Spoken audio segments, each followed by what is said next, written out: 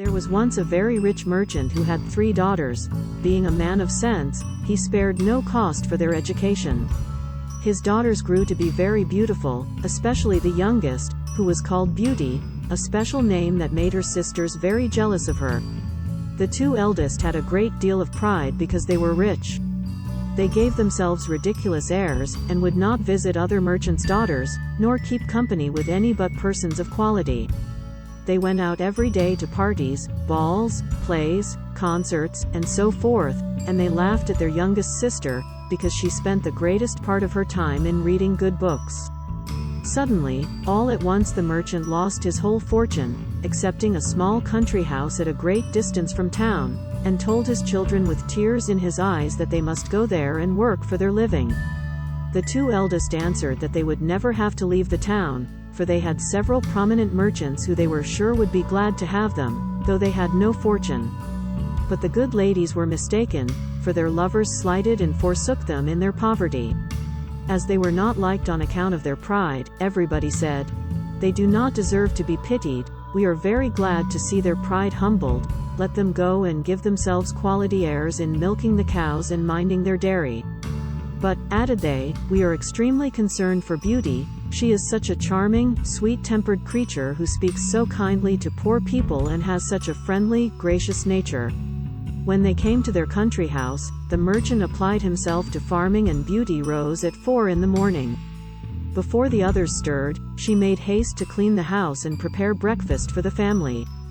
In the beginning she found it very difficult, for she had not been used to work as a servant, but in less than 2 months she grew stronger and healthier than ever.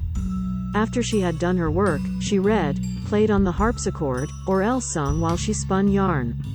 On the contrary, her 2 sisters did not know how to spend their time. They got up at 10 and did nothing but saunter about the whole day, lamenting the loss of their fine clothes and acquaintance. "Do but see our youngest sister," they snickered, one to the other, "how well she's suited to a life of menial labor." The family had lived about a year in the country house when the merchant received a letter with an account that a ship he thought had been lost at sea, that held on board dozens of bolts of cloth and silks he had purchased, had in fact safely arrived.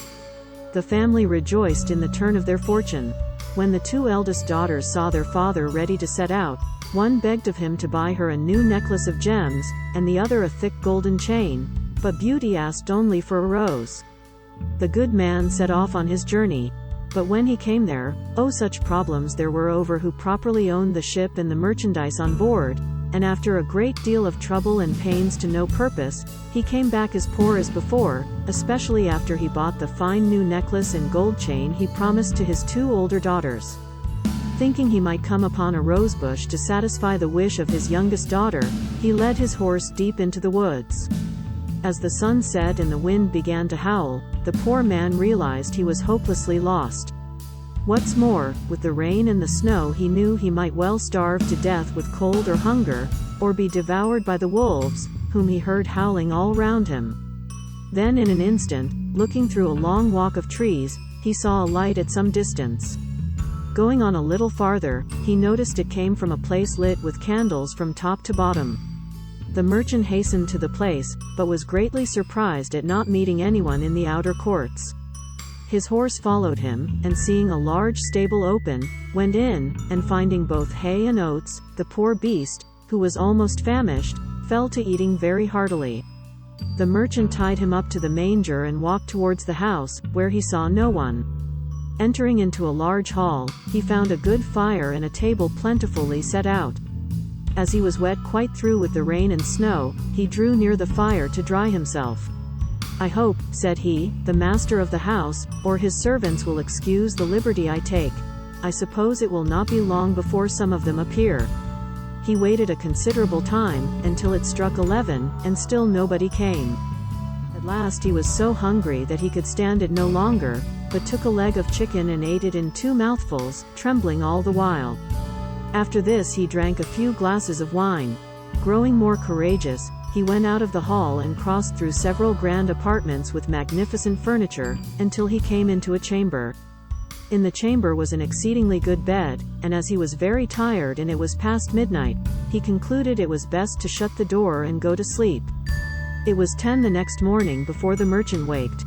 As he was going to rise, he was astonished to see a good suit of clothes laid out on the bed that would fit him perfectly. "Certainly," said he, "this palace belongs to some kind fairy, who has seen and pitied my distress." He then returned to the great hall where he had supped the night before, and found some chocolate ready made on a little table. "Thank you, good Madam Fairy," said he aloud, "for being so careful as to provide me a breakfast. I am extremely obliged to you for all your favors." The good man drank his chocolate and then went to look for his horse, but passing through an arbor of roses he remembered Beauty's request to him, and gathered a branch on which were several. Immediately he heard a great crash like thunder, and looking around he saw a huge monster, 2 tusks in his mouth and fiery red eyes surrounded by bristles and horns coming out of its head and spreading over its back.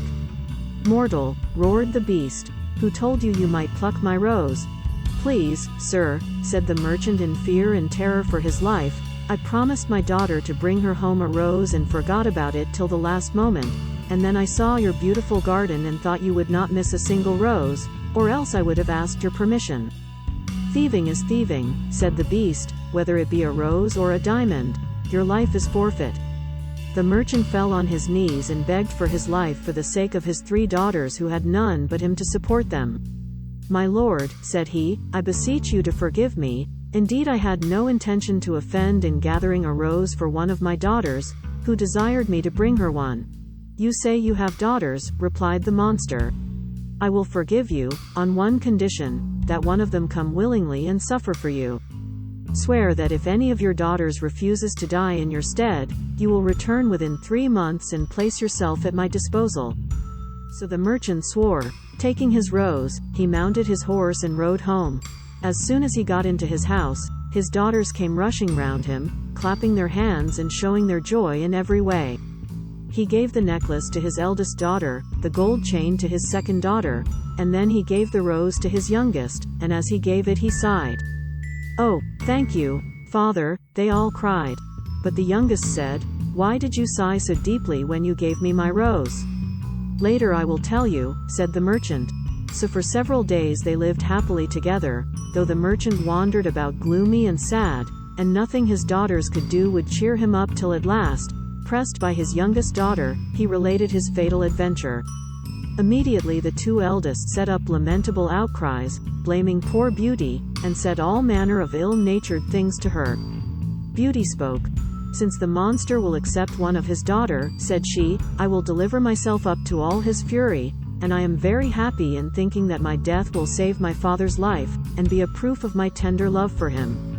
"Beauty, I am charmed with your kind and generous offer," said the merchant, "but I cannot let you do it. I am old and have not long to live, so can will lose only a few years, at the most."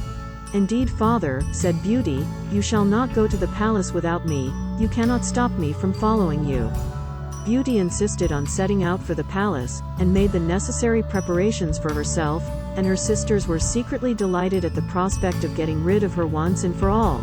So next day the merchant took Beauty behind him on his horse, as was the custom in those days, and rode off to the dwelling of the beast. When he got there and they alighted from his horse, the doors of the house opened, and what do you think they saw there? Nothing. So they went up the steps and went through the hall into the dining room. There they saw a table spread with all manner of beautiful glasses and plates and dishes and napery, with plenty to eat upon it. So they waited and they waited, thinking that the owner of the house would appear, till at last the merchant said, "Let's sit down and see what happens then." When they sat down, invisible hands passed them things to eat and to drink, and they ate and drank to their heart's content. And when they arose from the table it arose too and disappeared through the door as if it were being carried by invisible servants. Suddenly the beast filled the doorway. "Is this your youngest daughter?" he boomed. And when he had said that it was, the beast said, "Is she willing to stay here with me?"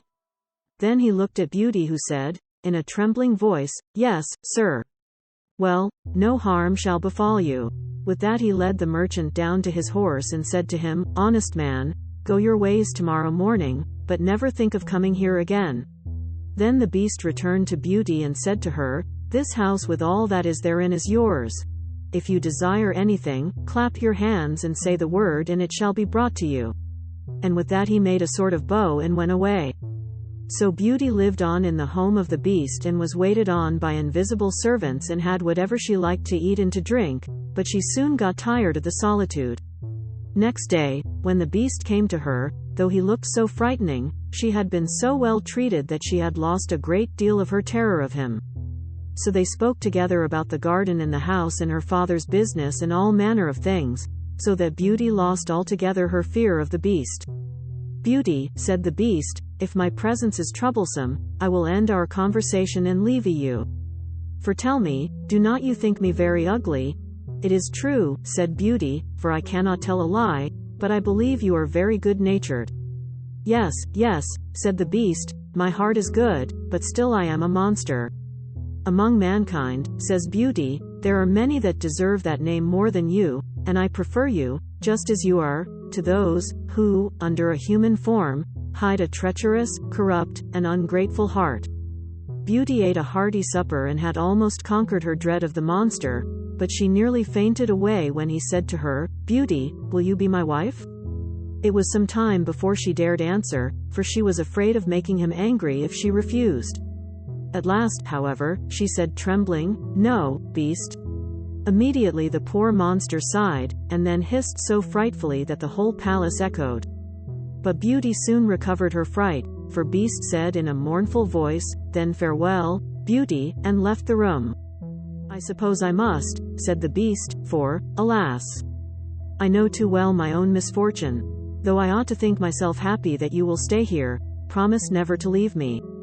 Beauty blushed at these words. "I could," answered she, "indeed, promise never to leave you, but I have so great a desire to see my father that I'm afraid I shall fret to death if you refuse me that satisfaction." "Perhaps this will help," said the Beast. He handed her a handled looking glass, and in the round mirror was the image of Beauty's father, pining himself sick for the loss of her. "Oh!" she cried, and all the color rushed from her face. "I would rather die myself," said the monster, "than give you the least uneasiness. I will send you to your father. You may remain with him for 1 week, but if you do not return before the end of the week, poor Beast will die with grief." "I give you my promise," said Beauty, "to return in a week." "You shall be there tomorrow morning," said the Beast. "Take this magic-looking glass with you, and this ring. You need only to lay your ring on the mirror before you go to bed, when you have a mind to come back. Farewell, Beauty." When Beauty waked the next morning, she found herself at her father's house. She quickly dressed and came to the kitchen, where her father gave a loud shriek and thought he would die with joy to see his dear daughter again. He held her fast locked in his arms over a quarter of an hour. As soon as the first transports were over, the father shared with Beauty the good news: both her sisters were married. Beauty sent for her sisters, who hastened thither with their husbands. They were both of them very unhappy. The eldest had married a gentleman, extremely handsome indeed, but so fond of his own person, that he was full of nothing but his own dear self, and neglected his wife. The second had married a man of wit, but he only made use of it to plague and torment everybody, and his wife most of all. Beauty's sisters sickened with envy, when they saw her dressed like a princess, and more beautiful than ever, nor could all her obliging affectionate behavior stifle their jealousy, which was ready to burst when she told them how happy she was. They went down into the garden to vent it in tears, and said one to the other, "In what way is this little creature better than us, that she should be so much happier?" "Sister," said the oldest, "a thought strikes my mind. She told us of the promise to stay only for 1 week. Let us try to keep her beyond the week. Perhaps the monster will be so enraged for breaking her word that he will devour her." "Right, sister," answered the other. They went back to the house and behaved so affectionately to their sister that poor Beauty wept for joy. When the week was expired, they cried and tore their hair, and seemed so sorry to part with her that she promised to stay a week longer. In the meantime, Beauty could not help feeling uneasy that she was likely causing pain for poor Beast, whom she sincerely loved, and really longed to see again. The 10th night she spent at her father's, she dreamed of the Beast in the palace garden, suffering, maybe even dying, for loneliness for her. Beauty was startled from her sleep, sat up straight in bed, and burst into tears. "Am I not very wicked," said she, "to act so unkindly to Beast, who who has tried so hard to please me in everything? Is it his fault if he is so ugly? He is kind and good, and that is more than enough. Why did I refuse to marry him? I would be happier with the monster than my sisters or with their husbands. It is neither wit, nor a fine face, in a husband, that makes a woman happy, but virtue, sweetness of temper, and thoughtfulness, and Beast has all these valuable qualifications. Having said this, Beauty rose, put her ring on the mirror, and then laid down again. Scarce was she in bed before she fell asleep, and when she waked the next morning, she was overjoyed to find herself in the Beast's palace. She put on one of her richest suits, and waited for evening with the utmost impatience. At last the wished-for hour came, the clock struck 9, yet no Beast appeared. Beauty then feared she had been the cause of his death. She ran crying and wringing her hands all about the palace, like one in despair. After having sought for him everywhere, she remembered her dream and flew to the garden, where she had dreamed she saw him. There she found poor Beast stretched out, quite senseless, and, as she imagined, dead. She threw herself upon him, and finding his heart beating still, she fetched some water from the canal and poured it on his head. Beast opened his eyes, and said to Beauty, "You forgot your promise, and I was so afflicted for having lost you that I resolved to starve myself, but since I have the happiness of seeing you once more, I die satisfied." "No, dear Beast," said Beauty, "you must not die.